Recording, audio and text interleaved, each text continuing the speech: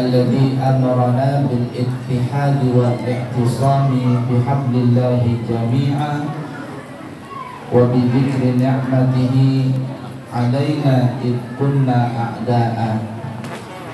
أشهد أن لا إله إلا الله وأشهد أن محمدا عبده ورسوله لا نبي بعده. اللهم فصل وسلم على سيدنا ونبينا ومولانا محمد ابن عبد الله وعلى آله وأصحابه وأزواجه وذريته إلى يوم القيامة. Amma ba'du.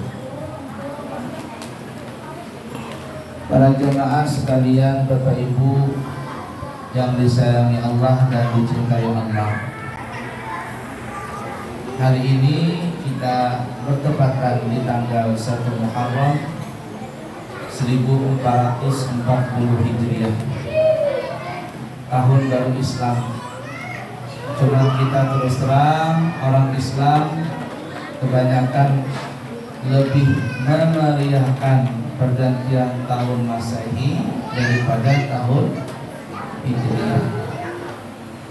Ini sungguh ironis sekali. Oleh karena itu, kita sebagai orang Islam sedikit banyak kita memeriahkan tahun baru ini, tidak lain dan tidak bukan tujuannya adalah untuk menambah syiar semarak di dalam agama Islam. Para jemaah sekalian yang disayangi Allah dan dicintai Allah, berbicara tentang tahun Islam, ini Hijriah, disebutkan di dalam riwayat bahwa ketika Nabi kita Muhammad sallallahu alaihi wasallam beliau masih hidup di tengah-tengah sahabat sampai akhirnya beliau meninggal dunia, lalu digantikan khalifah kepemimpinan kaum muslimin dan diteruskan oleh Sayyidina Abu Bakar As-Siddiq sampai pun beliau meninggal dunia. Orang Islam saat itu belum mempunyai tahun. Kalau bulan sudah ada, bahkan bulan-bulan itu sudah disediakan dari pertama kali Allah menciptakan langit dan bumi. Inna iddatash syuhuri indallahi 12 syahran fi kitabillah yauma khalaqas samawati wal ardh minha arba'atun hurum. Sesungguhnya Allah memiliki 12 bulan.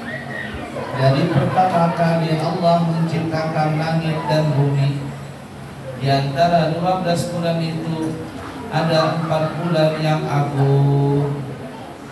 Pertanyaannya, ibu-ibu, apa enggak 12 bulan itu? Kalau kada hafal, kata Bang Haji Roma Irama, sungguh terlalu. Mesti hafal orang Islam. Kalau bulan Masehi hampir rata-rata hafal, apalagi itu kan kredit, sampai tanggal-tanggalnya hafal ya tukang kredit. Nah, kita orang Islam sebenarnya lebih hafal dengan bulan Hijriah itu. Coba ibu-ibu mengulang ingatannya, hafalannya. Yang pertama apa Bu? Bulan apa Bu? Halo Bu, bulan apa Bu? Yang belakang kan? Bulan Maulid kan? Bulan apa pertama? Bulan Muharram. Belum makan kayaknya dan cang suaranya. Muharram. Yang kedua Safar. Yang ketiga, halo Bu, yang ketiga Rabiul Awwal. Dan orang kita bulan Maulud, orang kampung katanya bulan Maulud. Kenapa bulan Maulud? Maulud makan, banyak makan bulan Rabiul Awal. Yang keempat Rabiul Akhir, boleh juga dikatakan Rabiul Tsani.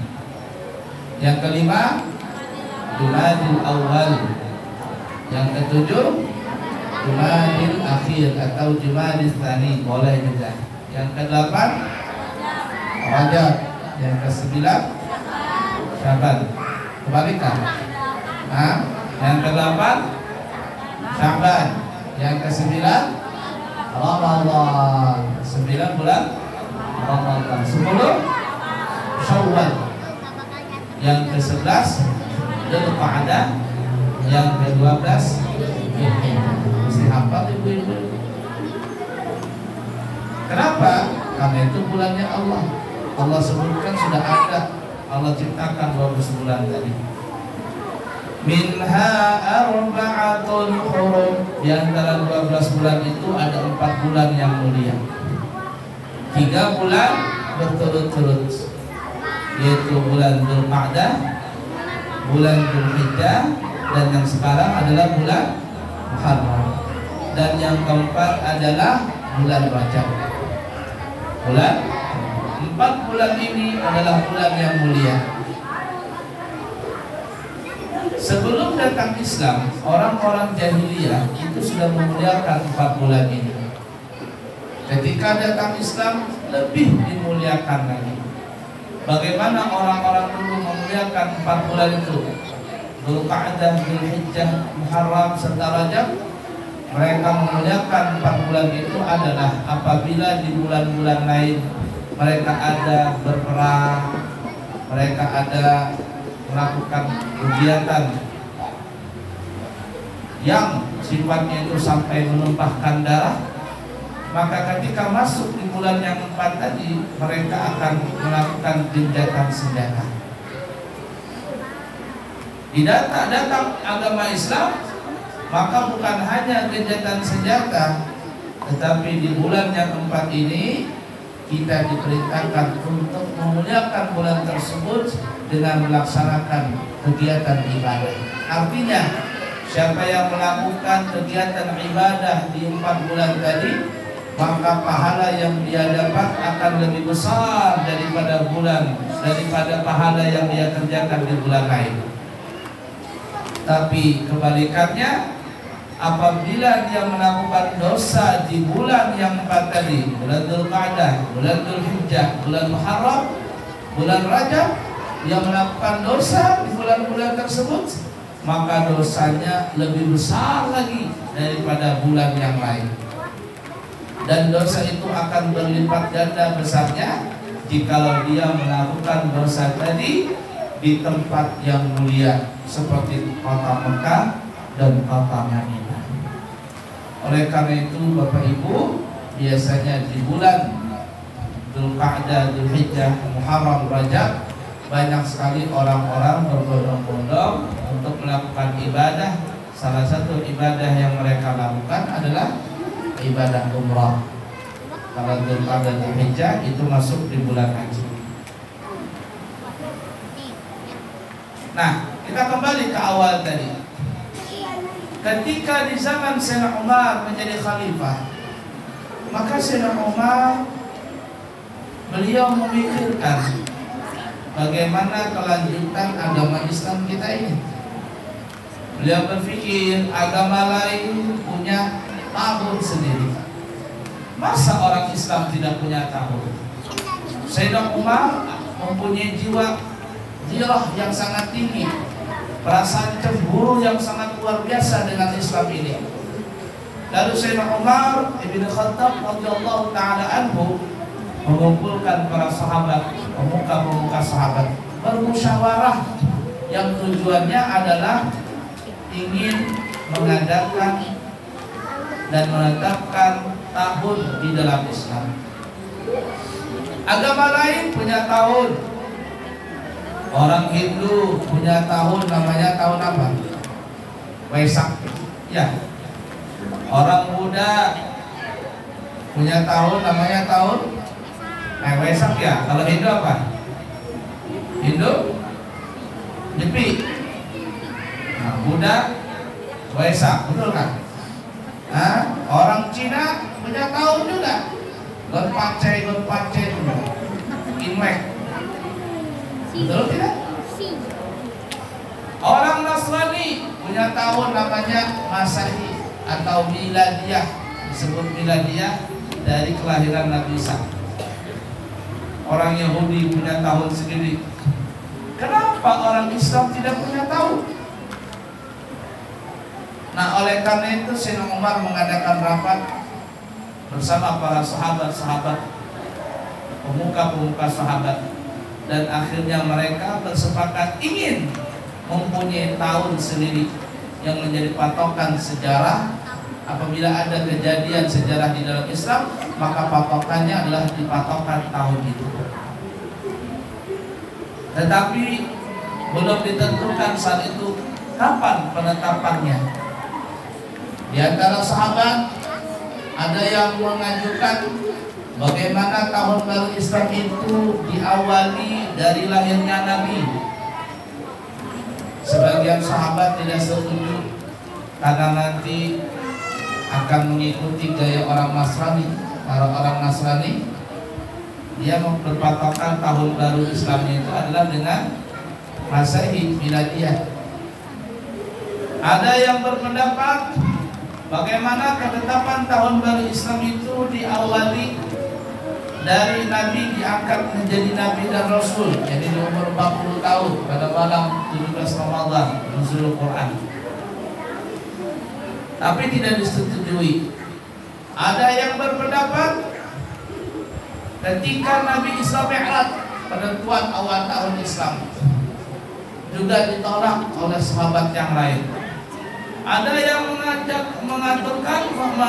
mengutarakan tahun baru Islam dimulai dari wafatnya Nabi, juga tidak disetujui.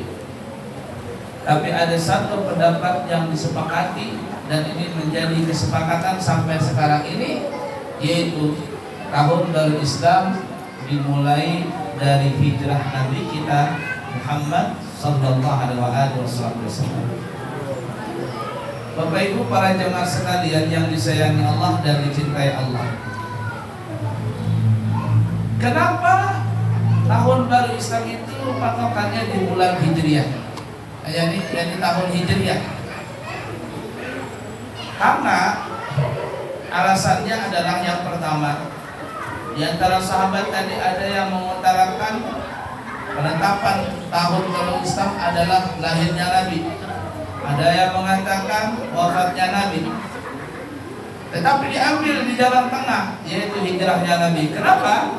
Karena para ulama berpendapat, para ahli sejarah mengatakan bahwa lahirnya Nabi, wafatnya Nabi, dan hijrahnya Nabi ketika beliau sampai di kota Madinah, 3 peristiwa ini, lahirnya Nabi, wafatnya Nabi, dan hijrahnya Nabi kita Muhammad SAW sampai di kota Madinah, itu semuanya bertepatan pada hari Itsnain tanggal 12 Rabiul Awal.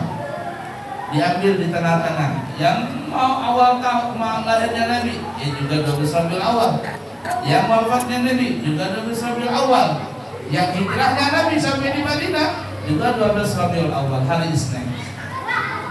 Maka diambil jalan tengah itu. Kemudian alasan yang kedua adalah karena ketika Nabi dan sahabatnya masih berada di kota Mekah, Nabi dan para sahabatnya itu tidak mempunyai kekuatan di dalam berdakwah. Mereka dihina, mereka dicaci, mereka disumpahi, mereka dilecehkan, tidak mempunyai kekuatan. Sampai akhirnya ketika para sahabat, begitu juga Nabi kita Muhammad SAW sampai di kota Madinah, hanya 10 tahun berjaraknya. Dari Nabi sampai di Madinah sampai kemudian Nabi wafat, itu hanya 10 tahun kurang lebih. Tapi apa yang terjadi? Di Madinah, Rasul dan para sahabat bisa membangun kekuatan, bisa membuat senjata, bisa membuat tentara, membuat tentara pasukan perang, bahkan punya pasar sendiri yang waktu di Madinah pasar dikuasai oleh orang-orang Yahudi, orang Nasrani, orang-orang Ansar, orang Madinah, mereka ahli bertani. Jadi kalau mereka panen, mereka bingung mau jual kemana hasil panen mereka, terpaksa dijual ke orang Yahudi. Nabi datang, Nabi membuat pasar. Kaum Ansar, mereka ahli pertanian. Kaum Muhajirin, orang-orang Mekah, ahli dalam perdagangan. Maka orang Ansar menjual hasil mereka kepada orang Muhajirin, dan orang Muhajirin menjual barang-barang mereka. Sehingga waktu itu orang Islam punya pasar sendiri. Yang repotnya kalau orang Islam itu gak punya pasar, dikuasai sama orang yang bukan Islam. Akhirnya naik turun barang, harga barang itu kita tidak bisa mengendalikan. Nah, saat itu Nabi menguasai pasar, Nabi punya masjid, Nabi punya pasukan. Maka di kota Madinah itulah orang-orang Islam ibarat kata sudah mempunyai taring, sudah punya taji, sudah punya cakar. Maksudnya adalah disegani, ditakuti. Bahkan Nabi mengirim surat sampai ke Romawi, bahkan Nabi mengirim surat sampai ke Persia untuk mengajak masuk dalam agama Islam. Disegani. Nah, oleh karena itu para sahabat saat itu di bawah kepemimpinan Sayyidina Umar, tahun baru Islam diawali dari hijrahnya Nabi kita Muhammad sallallahu alaihi wasallam. Mungkin ada yang bertanya, kenapa kok Muharram? Katanya tadi Nabi Muhammad sallallahu alaihi wasallam itu berhijrah sampai di Madinah bulan Rabiul Awal. Lalu kenapa yang diperingati adalah Muharram, bukan Rabiul Awalnya? Jawabannya adalah karena bulan pertama dari 12 bulan itu adalah bulan Muharram. Satu. Yang kedua, memang Nabi sampai di kota Madinah itu adalah pada hari Isnin tanggal 12 Rabiul Awal. Namun dikatakan sebelum itu Nabi sudah mendapatkan perintah kurang lebih 3 bulan sebelum hijrahnya Nabi, jadi kurang lebih bulan Muharram. Nabi sudah disuruh oleh Allah untuk berhijrah, jadi diberikan izin untuk berhijrah, namun waktunya belum ditentukan oleh Allah Ta'ala. Nabi disuruh siap-siap dan disuruh mencari teman. Maka Nabi kita Muhammad SAW mendatangi Sayyidina Abu Bakar As-Siddiq radhiyallahu ta'ala anhu. Kalau bahasa kita yang kita dramatisir, Nabi berkata, ya Abu Bakar, Allah memerintahkan kita untuk berhijrah ke kota Madinah, tapi waktunya belum ditentukan oleh Allah. Tunggu perintah selanjutnya. Allah memerintahkan kita untuk bersiap-siap, maka pilihlah otak yang baik, karena Allah meminta kepada dirimu untuk menemani aku pada saat nanti berhijrah. Ini misi rahasia. Sayyidina Abu Bakar tidak menceritakan misi itu kepada siapapun. Maka Sayyidina Abu Bakar As-Siddiq mempersiapkan onta dari bulan Muharram. Diberi makan onta itu dengan makanan yang bergizi, rumputnya, makanannya yang sehat. Dilatih onta itu untuk berjalan supaya kuat nanti berjalan dari Mekah sampai menuju kota Madinah. Sampai akhirnya waktu berhijrah dimulai. Orang-orang kafir Quraisy berkumpul untuk membunuh Nabi. Abu Jahal, Abu Lahab, Abu Gosok sekalian berkumpul hendak membunuh Nabi. Kenapa? Karena kalau Nabi tidak dibunuhnya, maka orang Islam ini akan bertambah banyak. Satu-satunya adalah harus dibunuh pemikirannya. Malam hari itu Nabi telah mendapatkan perintah untuk berhijrah. Dipanggillah Sayyidina Ali karamallahu wajhah datang ke rumah Nabi. Nabi berkata, ya Ali, kau tidur di tempat tidurku, gantikan diriku, supaya orang-orang Quraisy, kafir Quraisy menyangka aku masih berada di rumah. Sayyidina Abu Bakar dipanggil datang ke rumah untuk bersama-sama berjalan dari rumahnya Nabi. Malam hari itu orang-orang Quraisy sudah mengepung rumahnya Nabi. Keluarlah Nabi Muhammad SAW dari rumah tersebut sambil membaca ayat daripada surah Yasin. Wa ja'alna min baini aydihim sadda wa min khalfihim sadda fa'aghshaynahum fahum la yubsirun. Kami jadikan dinding tutupan di hadapan mereka, kami jadikan dinding tutupan di belakang mereka, maka kami kelilingi mereka dengan dinding, dan akhirnya orang Quraisy tidak bisa melihat Nabi. Nabi keluar dari dalam rumah tadi. Ada yang mengatakan ketika Nabi keluar, orang-orang Quraisy ini hanya bisa melihat Sayyidina Abu Bakar, tidak bisa melihat Nabi Muhammad SAW. Orang Quraisy, kafir Quraisy berkata, "Ya Abu Bakar, aina sahibu?" Wahai Abu Bakar, kemana temanmu? Abu Bakar heran. Padahal Nabi Muhammad ada di sampingnya. Sayyidina Abu Bakar melihat Rasulullah. Kalau bahasa kita kan, ya Rasul, ini orang-orang cuma bisa melihat aku tapi tidak bisa melihat engkau. Rasul memberikan isyarat diam, wahai Abu Bakar, teruslah berjalan. Orang Quraisy hanya bisa melihat Abu Bakar, tidak bisa melihat Sayyidina Umar, tidak bisa melihat Rasulullah. Ada juga riwayat yang lain mengatakan mereka kafir Quraisy sampai tertidur dan memastikan bahwa mereka ini tidur nyenyak, diambil pasir oleh Rasul, ditaruh di dahi mereka. Itu yang dikatakan dalam ilmu apa itu namanya, orang Jawa namanya ilmu sirat apa namanya? Sirat. Jadi yang tertidur pada saat pengajian itu karena ilmu sirat itu. Gitu. Keluarlah Nabi dari rumahnya. Orang kafir Quraisy ketika sadar, mereka masuk ke dalam rumah, mereka buka selimut, ternyata itu adalah Sayyidina Ali, bukan Rasulullah. Sambil Sayyidina Ali menghunuskan pedang, menghunuskan pedang yang bercikang ini. Itu pedang dari Rasulullah diberikan oleh Sayyidina Ali yang namanya Dzulfikar. Nabi berjalan beserta Sayyidina Abu Bakar malam hari itu sampai mereka berdua di Jabal Tur, Gua Tur, Gunung Tur. Di atas bukitnya itu ada gua.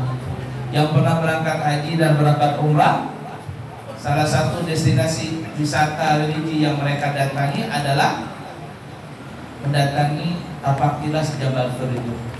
Tapi sangat jarang orang yang naik ke atas karena sangat susah, sangat terjal. Lebih mudah dijalani Gunung Nur, Jabal Nur, ada Gua Hira daripada Jabal Tur. Nabi sampai di Jabal Tur beserta Sayyidina Abu Bakar. Sayyidina Abu Bakar berkata, "Ya Rasulullah, engkau jangan masuk dulu, biarkanlah aku masuk ke dalam gua ini untuk membersihkan gua tersebut." Sayyidina Abu Bakar radhiyallahu taala anhu masuk ke dalam gua. Beliau bersihkan gua tersebut dari debu dan pasir. Lalu beliau merobek bajunya sedikit demi sedikit. Apabila ada lubang dalam goa, beliau robek bajunya, beliau tutupi lubang itu dengan baju beliau. Sampai yang tersisa hanyalah pakaian yang menutup aurat, yaitu antara pusat dengan lutut. Lalu setelah selesai, Sayyidina Abu Bakar berkata kepada Nabi kita, "Ya Rasulullah, silakan engkau masuk ke dalam gua tersebut." Maka Nabi pun masuk beserta Sayyidina Abu Bakar. Lalu Allah ilhamkan kepada burung merpati, burung dara kalau bahasa kitanya, untuk membuat sarang dan bertelur tepat di depan pintu goa. Lalu juga Allah ilhamkan laba-laba untuk membuat sarang yang sangat rapuh, membuat sarang di depan pintu goa. Nabi dan Sayyidina Abu Bakar berada di dalam goa tersebut. Orang-orang kafir Quraisy yang ada di Mekah, yang mereka tadi mencari Nabi, ternyata mereka tertipu. Kata anak-anak Balikpapan, kecelek. Kecelek kan namanya? Kecelek katanya. Kecelek. Nabi sudah pergi. Mereka tidak sadar Nabi pergi. Orang-orang kafir Quraisy yang kaya-kaya, tokoh-tokohnya mengadakan sayembara, siapa yang bisa menangkap Nabi baik dalam keadaan hidup ataupun mati, hadiahnya 100 ekor onta. Mungkin kalau diberikan zaman sekarangnya adalah 1 M atau 1,5 M. Dapat hadiah. Di antara mereka mencari ahli pelacak. Tahu ini, pelacak kaki, telapak kaki. Mereka cari itu. Oh, ini telapaknya kaki Abu Bakar. Ini telapak kakinya Rasulullah. Cari itu. Sampai akhirnya telapak kaki itu mereka dapati tepat di depan pintu bawah. Ahli pelacaknya berkata, ini telapak kaki Nabi Muhammad SAW dan Sayyidina Abu Bakar sampai depan pintu bawah. Rasa-rasanya mereka berdua tidak mungkin masuk ke dalam goa. Kenapa? Karena kalau seandainya mereka masuk ke dalam goa, maka burung merpati ini akan hancur sarangnya, bahkan telurnya bisa pecah. Sarang laba-laba yang dia bikin sarang tepat di depan pintu goa juga akan hancur. Itulah yang menyebabkan orang kafir Quraisy tidak jadi masuk ke dalam goa. Mereka berkata, ini nih kaki Nabi Muhammad, telapak kakinya sampai sini, nggak mungkin masuk goa. Bisa jadi Nabi Muhammad ini naik ke atas langit, sebagaimana Allah mengangkat Nabi Allah Isa ke langit, atau Nabi Muhammad SAW masuk ke dalam tanah sini. Antara dua saja. Ada cicak bunyi, cap. Nah, cicak bunyi. Artinya dalam, tapi Allah tutup mata hati orang-orang kafir Quraisy. Coba lihat, Allah menyelamatkan Nabi kita. Tidak perlu pakai tentara, tidak perlu pakai persenjataan. Cukup Allah turunkan dua makhluknya yang sangat sederhana, yaitu laba-laba dan burung merpati. Islam. Bahkan ahli sejarah mengatakan, kalau seandainya orang-orang kafir Quraisy itu jangankan masuk, mereka tundukkan kepala mereka, lalu mereka tunjukkan pandangan tadi ke dalam goa, niscaya mereka akan melihat Nabi kita dan Sayyidina Abu Bakar ada di dalam goa. Mereka mondar-mandir di depan pintu goa. Sayyidina Abu Bakar melihat itu, kaki-kaki mereka. Sayyidina Abu Bakar duduk, Rasul berebah di pangkuan pahanya Sayyidina Abu Bakar karena goanya kecil. Tidak cukup ibarat kata berdua. Rasul berebah di pangkuan Sayyidina Abu Bakar. Sayyidina Abu Bakar berdiam, tidak berani menggerakkan paha beliau. Kenapa? Karena yang sedang berebah adalah Rasul Nabi kita Muhammad sallallahu alaihi wasallam. Takut Sayyidina Abu Bakar. Rasul berkata, ya Abu Bakar, apakah kau takut? Kata Abu Bakar, ya Rasul, untuk diriku, kalau bahasa Inggrisnya, aku tidak takut. Aku mati, tidak ada masalah. Yang aku takutkan, yang aku khawatirkan ya Rasul adalah engkau. Kalau seandainya engkau dibunuh mereka, bagaimana kelanjutan Islam ini? Tidak lama kemudian Sayyidina Abu Bakar menangis. Air matanya jatuh ke badan Nabi. Nabi melihat matanya Sayyidina Abu Bakar, kau menangis? Ya Rasulullah, la takhaf wa la tahzan, innallaha ma'ana. Jangan takut, jangan sedih wahai Abu Bakar, Allah beserta kita. Tapi kata Abu Bakar, ya Rasul, saya menangis ini bukan karena takut sama orang Quraisy itu. Takutnya takut, tapi air mata ini jatuh lantaran saya punya kaki digigit sama ular. Jadi Bapak Ibu, di dalam goa itu ternyata ada satu lubang yang belum sempat ditutup oleh Sayyidina Abu Bakar karena pakaian beliau kurang cukup, kainnya nggak cukup.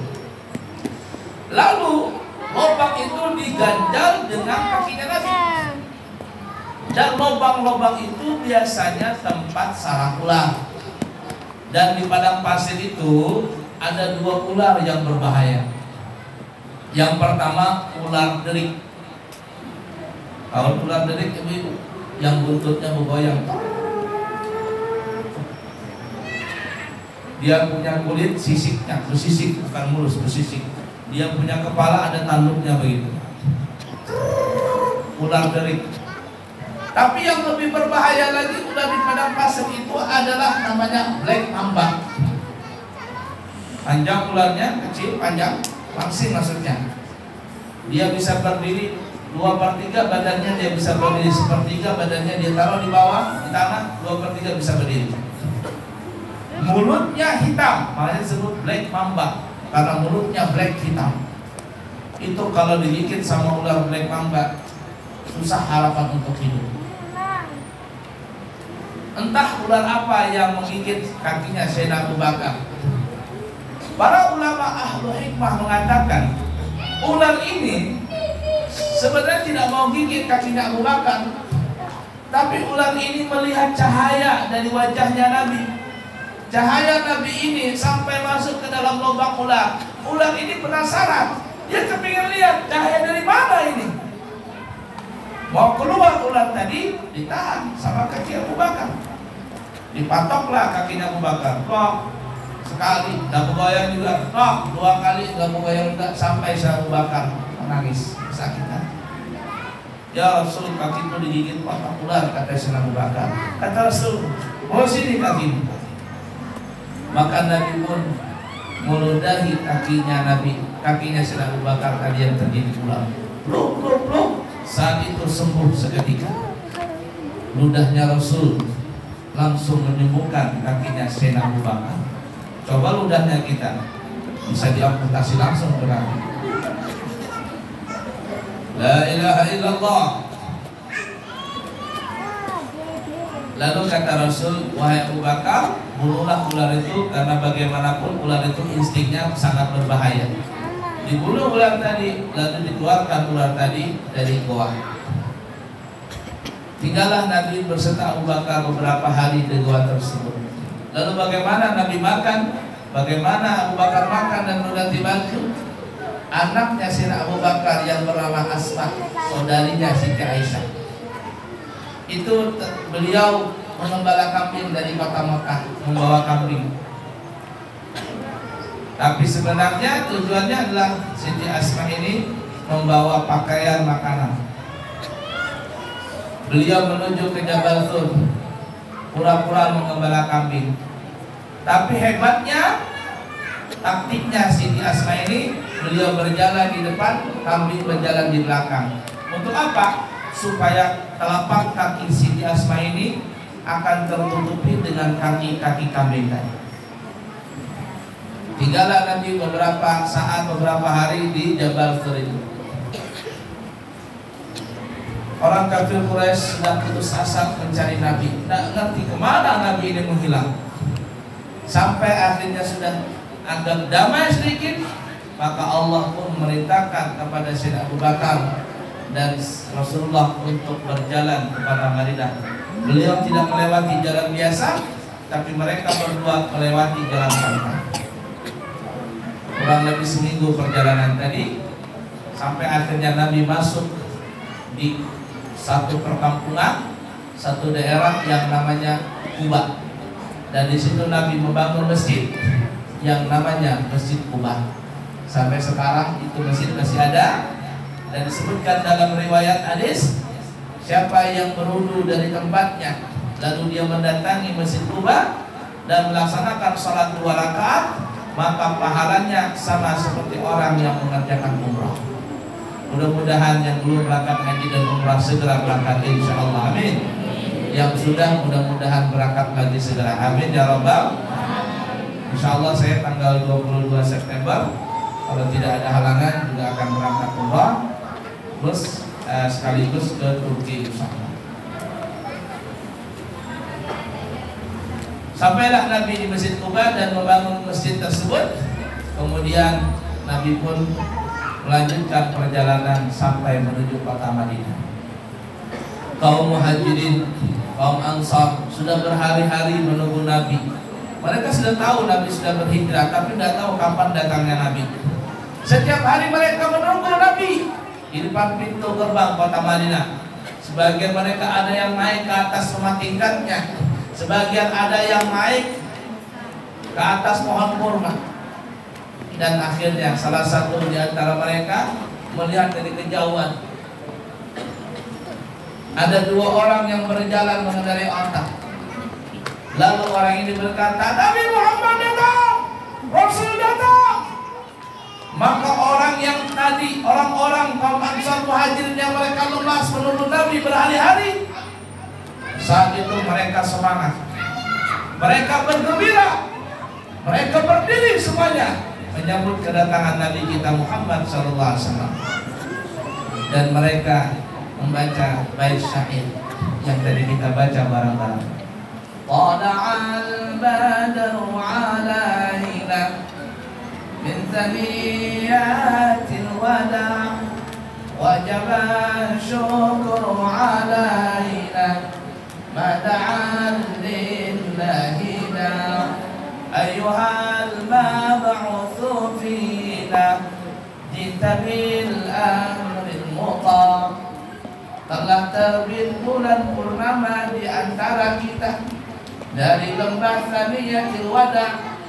Wajiblah bagi kami bersyukur apa yang beliau ajak di dalam berdakwah, kami akan mentaatinya. Wahai Nabi yang diutus kepada kami mengikuti apa yang engkau perintahkan. Sahabat semuanya menyanyikan syair sambil memukul terbangan, duda. Subhanallah. Yang belum pernah melihat Nabi dari kaum Ansar, mereka terpesona dengan keindahan wajahnya Nabi. Yang sudah pernah melihat Nabi, mereka juga rindu karena sudah beberapa hari, beberapa minggu, beberapa bulan tidak bertemu dengan Nabi.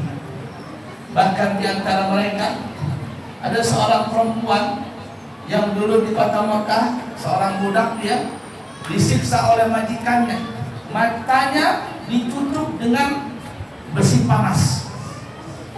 Budak. Dia ikut juga berhijrah duluan daripada Nabi. Ketika Nabi datang, si perempuan ini berkata, mana Nabi? Aina Nabi? Aina Rasul? Maka dia tidak bisa melihat. Semua orang sibuk melihat Nabi. Tidak ada yang bantuin perempuan ini. Tidak ada yang bantuin.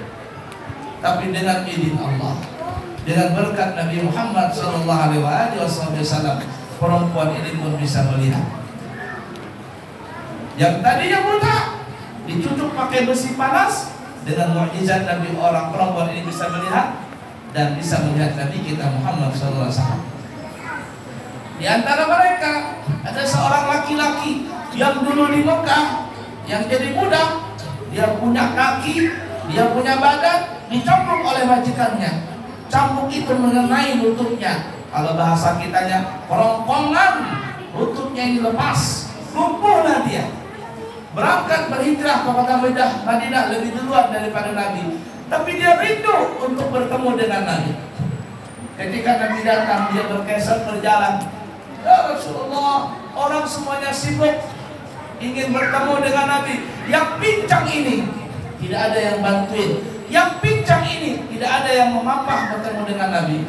Tapi dengan izin Allah, dengan berkat Nabi Muhammad SAW, orang yang pincang ini tiba-tiba bisa berdiri. Berkat siapa itu? Nabi kita Muhammad SAW.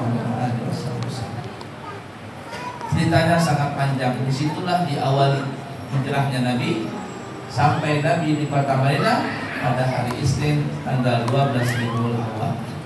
Dan akhirnya Nabi berdiam di situ. Di kota Mekah masih ada yang belum berhijrah.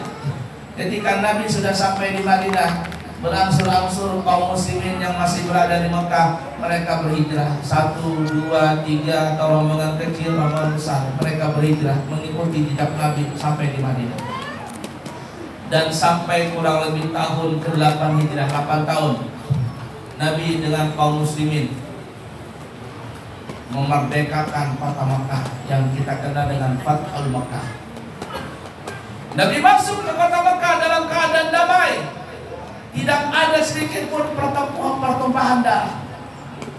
Dan akhirnya seluruh penduduk kota Mekah dan sekitarnya beragama Islam.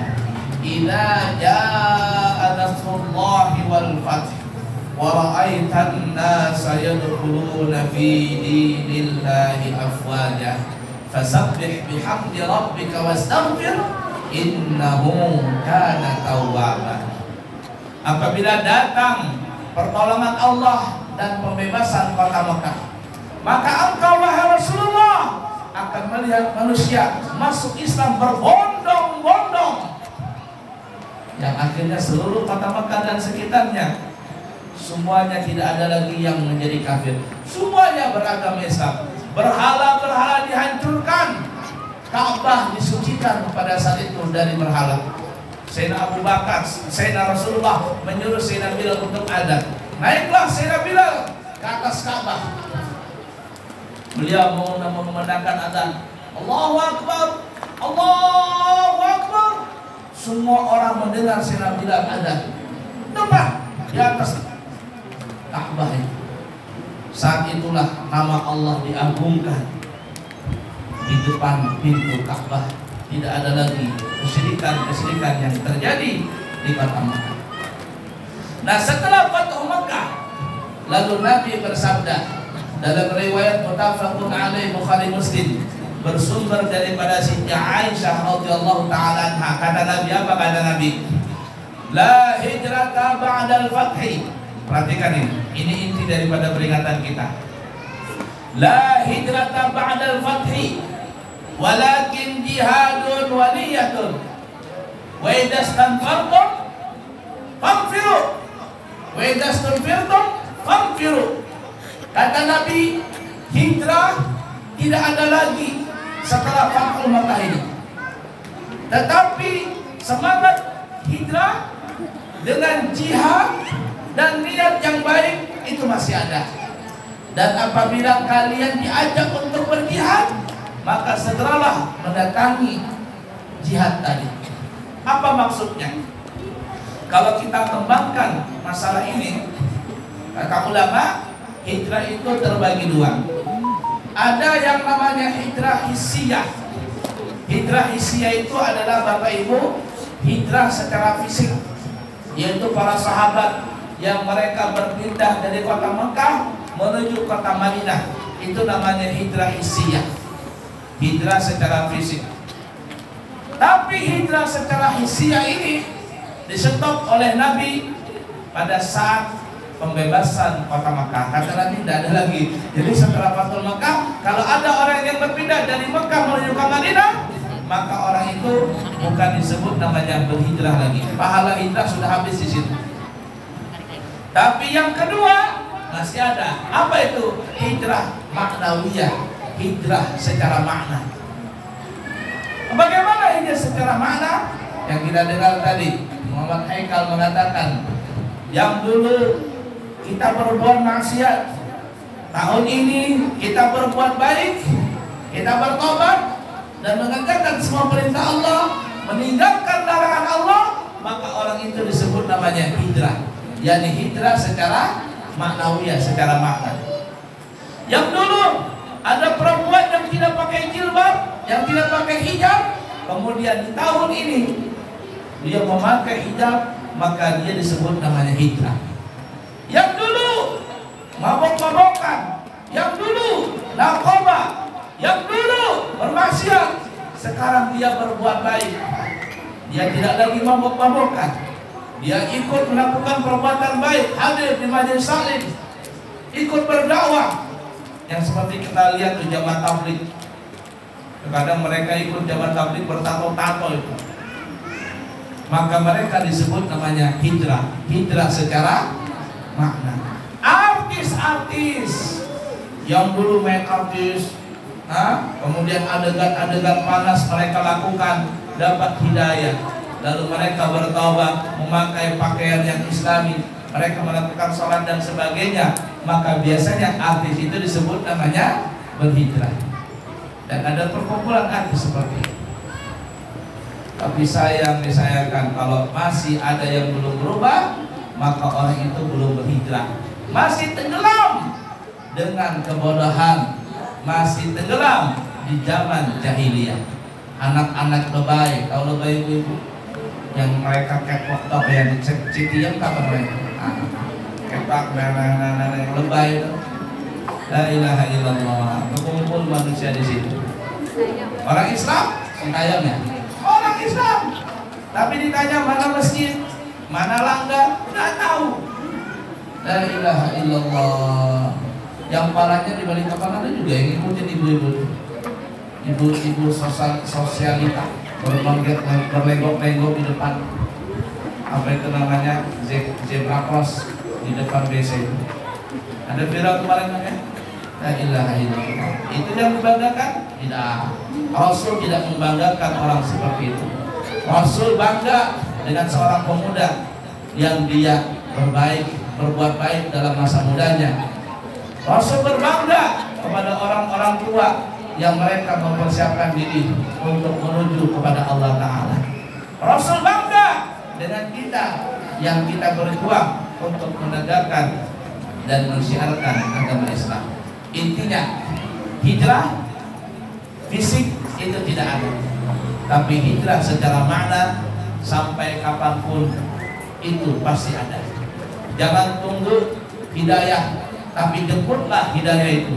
Karena kalau kita menunggu hidayah, kapan kita mau bisa berubah? Innallaha la yughayyiru ma biqaumin hatta yughayyiru ma bi anfusihim. Allah tidak akan merubah satu kaum kecuali kaum itu sendiri yang mau merubah dirinya. Marilah rubah diri kita dari yang jelek menuju yang baik, dari yang gelap menuju yang terang. Qu anfusakum wa ahlikum nara. Jagalah dirimu dan keluargamu, anak istri suamimu daripada api neraka. Semoga Allah Subhanahu wa taala memberikan ampunan dan menerima taubat kita di bulan yang agung ini, di hari pertama dari bulan Muharram ini, dengan berkat bulan Muharram, dengan berkat Nabi kita Muhammad SAW. Allah ampuni segala dosa-dosa kita, dan mudah-mudahan Allah memberikan hidayahnya kepada kita semuanya agar kita selalu berjalan yang diridhai oleh Allah. Semoga Allah menyelamatkan kita dari dunia sampai ke negeri akhirat, masuk surga tanpa hisab bersama kekasih kita Nabi Muhammad sallallahu alaihi wasallam. Amin amin Allahumma amin ya rabbal alamin. Kurang lebih sisa 7 menit lagi, masih ada cara satu lagi atau lagi? Baik, saya rasa kita cukup sekian dulu. Insya Allah nanti kita bertemu di kesempatan yang akan datang. Dan kami undang Bapak Ibu, insya Allah nanti minggu ketiga, tanggal berapa tuh ya? Mungkin tanggal 21 ya, saya lupa itu, 21 Agustus atau 22 Agustus, minggu ketiga, kami di Pondok Pesantren Al-Islami Nurul Anwar mengadakan majlis taklim bulanan hari Ahad jam 8 pagi minggu ketiga. Mudah-mudahan Bapak Ibu bisa hadir di pondok kami, dan juga nanti akan diadakan pembagian ijazah anak-anak santri kami yang telah lulus tingkat ula atau tingkat SD, tingkat ustok atau tingkat SMP atau sanawiyah, dan tingkat kuliah atau aliyah atau SMA. Itu ada beberapa orang sudah lulus, dan kami akan berikan ijazah resmi kepada mereka. Dan ijazah itu yang sudah lulus SMA mau kuliah kemanapun boleh, mau ke UGM diterima, mau ke UI boleh, apalagi cuma kuliah dan sebagainya pasti diterima. Mau jadi polisi bisa pakai ijazah itu, mau jadi tentara bisa daftar dengan ijazah itu. Ada kuliah, pesantren kami adalah pesantren yang resmi, dan insya Allah ijazah itu nanti akan dibagikan waktu majelis taklim. Yang baik dari Allah, yang buruk dari pribadi, minta maaf, minta ampun. Subhanakallahumma wa bihamdika asyhadu an la ilaha illa anta astaghfiruka wa atubu ilaik. Wa akhiru kalam, wassalamualaikum warahmatullahi wabarakatuh. Alhamdulillahirrahmanirrahim. Kami sampaikan terima kasih kepada Abuya yang telah memberikan ceramah kepada kami semua. Semoga kita semua mendapatkan ilmu yang bermanfaat. Hadirin yang dirahmati Allah Subhanahu wa taala, untuk acara selanjutnya yaitu santunan kepada anak yatim. Dan perlu kami informasikan bahwasanya Dana untuk santunan pada hari ini berasal dari donatur Jumat Berkah Sati dari Ibu Supri, Ibu Lucy, Mama Pija, dan Ibu Lista. Semoga beliau-beliau yang dermawan diberikan keberkahan rezeki oleh Allah SWT. Baiklah, saya panggil Ananda Anissa RT 7 Tritik. Silakan maju sayang.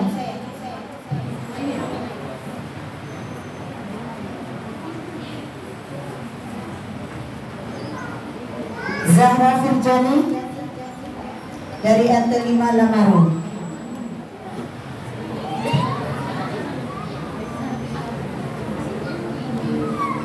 Rizky Mirza, maju sayang, yang sudah ibu panggil silakan maju nah. Azam Manggar RT 46. Rizky Manggar RT 39. Reza RT 41 Tritik. Aisyah Lamaru RT 14. Adi RT 26 Lamaru. Maju sayang yang sudah ibu panggil nak. Cepet yuk, mau asar yuk. Zuna RT 37 Manggar Baru. Farhan RT 34 Lamaru. Zulfikar RT 7 Tritik atau yang mewakili. Maju dulu.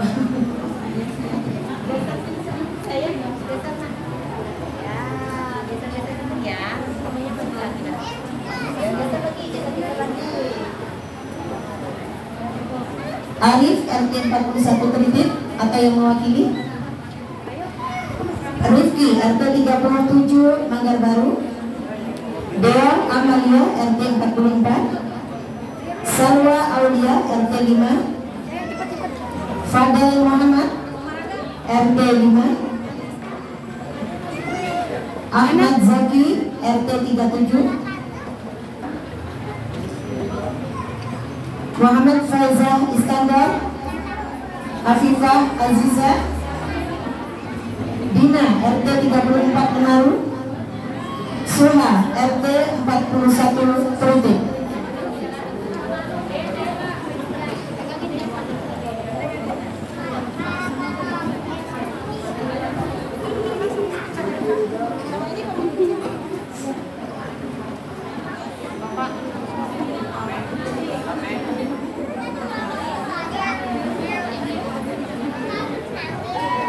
Abuya, monggo.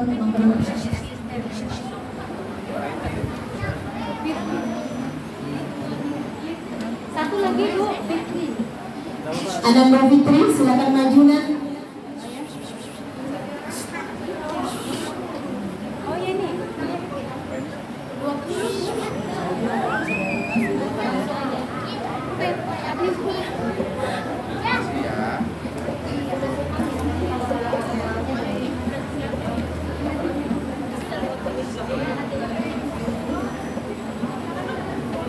Yuk maju sayang. Sudah ada semua Pak? Sudah, tiga. Belakang aku. Iya, udah cukup. Sallallahu ala Muhammad. Sallallahu alaihi wasallam. Sallallahu ala Muhammad. Sallallahu alaihi wasallam. Sallallahu ala Muhammad. Sallallahu alaihi wasallam. Sallallahu ala Muhammad. Sallallahu alaihi wasallam. Ala Muhammad. Sallallahu alaihi wasallam. Sallallahu ala Muhammad. Sallallahu alaihi wasallam. Alhamdulillah, barakallah. Sudah belum saya?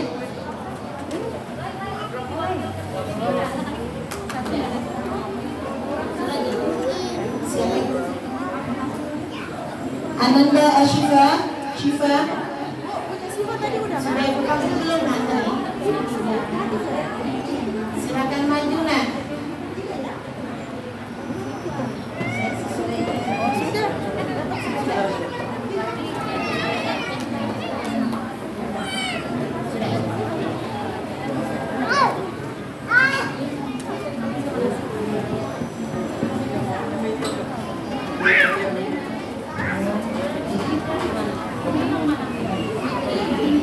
Ananda Fitri, ada hadir hari ini nak? Maju sayang. Ananda Fitri.